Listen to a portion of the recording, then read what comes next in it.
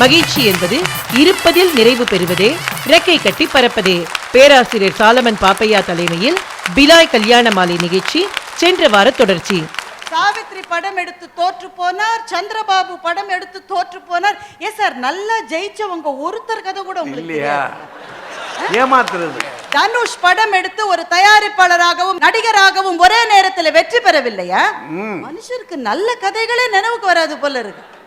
இந்த 3 பேரும் சார் இன்னைக்கு இவர் ரசம், அவர் ஆப்பிள் நெல்லிக்காய், இவர் பழைய சோறு. இந்த கனவு காணுவது என்பதை சாப்பிடுற லெவலுக்கு இறங்கி அடிச்ச ஒரே அணி உலகத்திலே ஒன்றுதான். சொல்றாரு, ஒரு காலத்தில் கணவர்கள் வேலைக்கு போனார்கள், வீட்டம்மாக்கள் வீட்டிலேயே அமைதியாக இருந்தார்கள், அப்போதான் குடும்பங்கள் நிம்மதியாக இருந்ததுன்னு சொல்றாரு. எந்த காலத்துல வந்து சொல்றீங்க? அதை ஒரு நெறியாக நாம் பின்பற்றி இருந்தால் இன்றைக்கு ஒரு சங்கீதா இங்கே வந்து கலெக்டராக கோலாட்சி முடியுமா? அப்படி சமையல் கட்டிலே இருந்த பெண்கள் எல்லாம் மகிழ்ச்சியாகத்தான் இருந்தார்கள் என்று உங்களுக்கு யார் சொன்னது நண்பர் ராஜா அவர்களே? எத்தனை கனவுகளோடு வெளியே வருவதற்கு வழி இல்லாமல் புழுங்கி கிடந்த எங்கள் சமூகத்தில் இப்பதான் வர ஆரம்பிச்சிருக்காங்க. அதையும் கெடுத்துருங்க. உங்களை மாதிரி ஒருத்தர் ஒருவரே போதும். இவ்வளவு சின்ன அரங்கத்தில் கல்யாண மாலை இதுவரை நடத்தியதில்லை. ஆனால் இன்றைக்கு நடத்துவதற்கு காரணம் உங்களினுடைய அன்பு.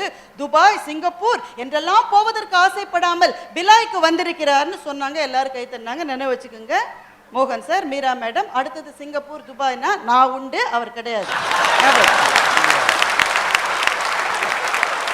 பறப்பதை பற்றி கல்யாண மாலையை வைத்துக்கொண்டு நீங்கள் பேசலாமா? மஞ்சப்பையில வந்து ஜாதகங்களை வைத்துக்கொண்டு வீடு வீடாக போய் தரகர் என்ற நிலையிலே இருந்த ஒரு பிசினஸை டிஜிட்டலைஸ் பண்ணி தொலைக்காட்சியில் வர முடியும் என்கின்ற கனவு மீரா என்ற ஒரு பெண்மணிக்கு வந்தது. அவர் அந்த கனவை அன்றைக்கு பதிவு செய்த போது யாரும் நம்பல இது நடக்கும்னு. நம்ம வீட்டு வரனை கொண்டு போய் தொலைக்காட்சியில காமிச்சு, எங்க வீட்டுல ஒரு பொண்ணு இருக்கு, ஐயா சொல்லுவாரு எங்க வீட்டுல 2 பொண்ணு இருக்கும் பாரு, எங்க வீட்டுல ஒரு பொண்ணு இருக்குன்னு சொன்னா அது சரியில்லை என்று நினைத்த அந்த ஒரு தேக்க சிந்தனையில் இருந்து வெடித்து கிளம்பி கல்யாண மாலை ஒரு கான்செப்டா, ஒரு பிசினஸா நியூயார்க்ல ஸ்டாக் எக்ஸ்சேஞ்சில் பதிவு செய்கிற அளவு அவர்களுடைய நிறுவனம் வளர்ந்திருக்கிறது என்று சொன்னால் அது ரெக்கை கட்டி பறந்த கனவு. அப்துல் கலாமை பற்றி நீங்கள் சொன்னீர்கள், ஏர்போர்ஸ்ல அவருக்கு வேலை மறுக்கப்பட்டது. அதுதான் உண்மை. அப்போ சிவானந்தரை போய் பார்த்தார், தனக்கு கிடைத்த வேலையை எடுத்துக்கொண்டார். ஆனா அந்த வேலையில அதே தேக்க நிலையில இல்லையே, மேலே மேலே மேலே உயர்ந்து ஏர்போர்ஸும் ஆர்மியும் நேவியும் 3 தலைவர்களும் அவருக்கு சல்யூட் அடிக்கிற அளவு ஜனாதிபதியாக அவர் உயர்ந்தாரு.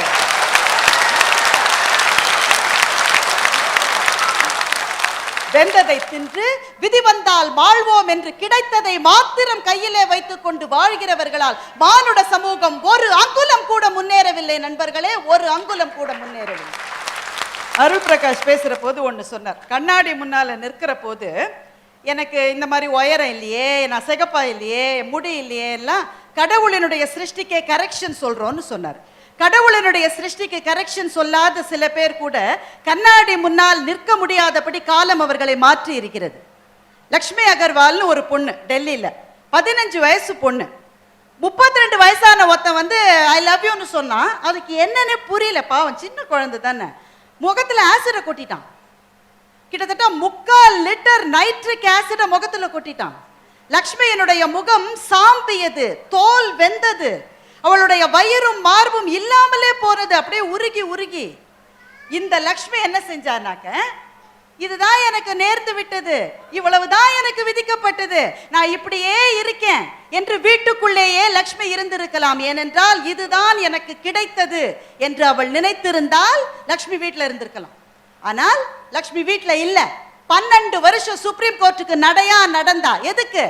ஆசிட வந்து சுண்டல் விற்கிற மாதிரி ஃப்ரீயா எல்லாரும் விற்க கூடாது, ஆசிட் சேலுக்கு ரெஸ்ட்ரிக்ஷன் வரணும்ன்ற உத்தரவை சுப்ரீம் கோர்ட்ல இருந்து வாங்குவதற்காக 12 வருஷம் லக்ஷ்மி நடந்தா. அதுக்கப்புறம் தான் ரொம்ப அழகான ஒரு விஷயம் நடந்தது. இன்றைக்கு ஒரு ஃபேஷன் பிராண்டினுடைய மாடலாக லக்ஷ்மி இருக்கிறார்.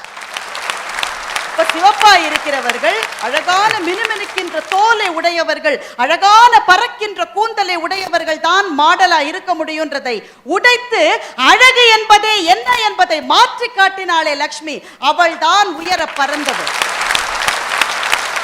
கனவு கண்டவர்கள் யாரும் தகுதிக்கு மேலே கனவு கண்டவர்கள் அல்ல. அந்த நிலையை அடைவதற்கு ஒவ்வொரு படியாக போக வேண்டும் என்பதை சிறு முளையிலேயே அவர்கள் கனவாக தங்களுக்குள்ளே விதைத்துக் கொண்டவர்கள். பறக்கின்ற பறவைக்கு என்ன லாபம் வரும் என்று நண்பர் ராஜா கேட்டார். பறவை பறந்து என்ன செய்ய போகுது? கூண்டு கிளி ஒன்று இருந்தது நண்பர்களே. ஜோசியக்காரன் வளர்க்கிற கூண்டு கிளி ஒரு அட்டையை எடுத்து கொடுத்து விட்டு பரிசாக 2 நெல்மணிகளை வாங்கி கொண்டு கூட்டுக்குள்ள சமத்தா உட்கார்ந்து இருக்கிற கிளி. ஒரு நாள் அந்த ஜோசியக்காரன் கதவை மூடுவதற்கு மறந்து விட்டான். கிளி லேசா வெளியில வந்தது. அப்படியே கொஞ்சம் கொஞ்சம் பறந்து போக ஆரம்பிச்சது. பக்கத்து கூண்டுகளிலே இருக்கிற கிளிகள் அந்த கிளியை பார்த்து சொன்னது, போகாத போகாத, ஆபத்து, நெல்மணி கிடைக்காது, வெளியில போன ஆபத்து, போகாத போகாத. ஆனால் இந்த கிளி கொஞ்சம் பறக்க ஆரம்பித்தது நண்பர்களே. ஏனென்றால் வானம் அதை வசீகரித்தது. 8 திக்கும் பறந்து தெரிந்தது. ஏறிய காற்றில் விரைவோடு நீந்தியது. மட்டுப்படாதெங்கும் கொட்டி கிடக்கும் வானொலி என்னும் அமுதின் சுவையை உண்ணுவதற்காக அந்த கிளி பறந்து பறந்து பறந்து வானத்தில் போய் அந்த ஆனந்த லகரியிலே மிதந்தது. பறப்பதற்கான சந்தோஷத்தை அனுபவிப்பதற்காக மாத்திரமே பறவைகள் பறக்கிறது.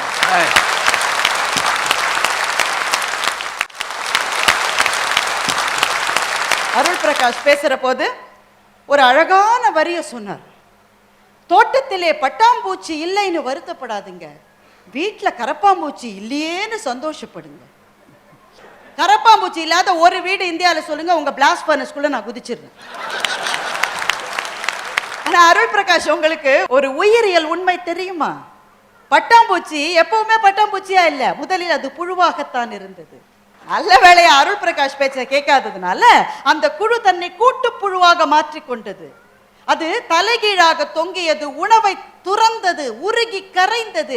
ஒரு நாள் அதனுடைய உடம்பிலிருந்து சிறகுகள் முளைத்தது. அது வானத்திலே பறந்து போனது. அருள் பிரகாஷ், ஒவ்வொரு பட்டாம்பூச்சிக்கு பின்னாலும் ஒரு புழுதான் முதலிலே இருந்திருக்கிறது. புழுவாகவே வாழ விரும்பினால் இந்த உலகத்தில் பட்டாம்பூச்சிகளே இருக்காது.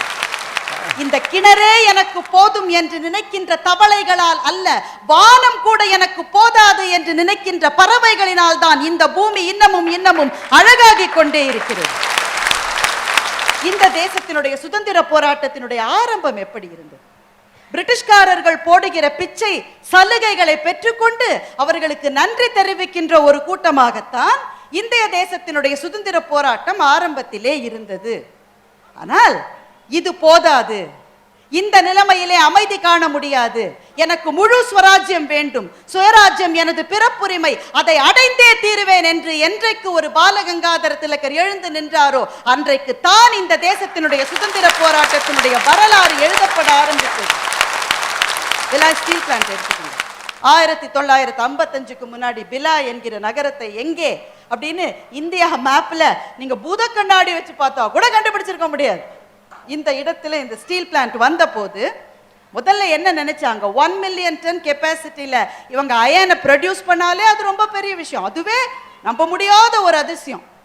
ஆனா இவங்க 3 பேர் என்ன சொல்றாங்கன்னா, 1 மில்லியன் டன் கெப்பாசிட்டி வந்த உடனே உள்ளதே போதும், இனிமேல் எதுவுமே தேவையில்லை, இதுவே நிறைவு. ஆனா 1 மில்லியன் டன் போராது, 4.5 மில்லியன் டன் வேணும்னு கனவு கண்ட தொழிலாளர்கள், என்ஜினியர்கள் அத்தனை பேரினுடைய கனவு பூக்களும் இந்த பிரதேசத்திலே பூத்திருக்கிறது. 4.5 வந்தப்புறம் கூட இதுவும் போதாது, 7 மில்லியன் டன் என்ற அடுத்த எல்லைக்கு போக வேண்டும் என்ற கனவுகள் விரிகிற போது தனி மனிதர்கள் மாத்திரம் எழுந்து நிற்பதில்லை, ஒரு தேசமே எழுந்து நிற்கிறது. மறந்துடாது. தோல்விகள் வரும் என்று 3 பேரும் பயமுறுத்துகிறார். வந்துட்டு போட்டுமே கழுத, என்ன இப்போ தோல்வி வந்துட்டு போட்டுமே.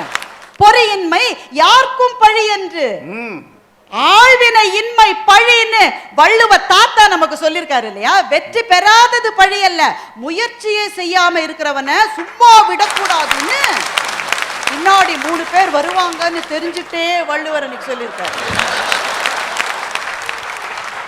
நாராயணமூர்த்தியினுடைய கதை இன்றைக்கு உலகம் முழுவதும் எல்லா பாட புத்தகங்களிலும் வைக்கப்படுகிற கதை. ஐஐடி கரக்பூர்ல படிச்சாரு.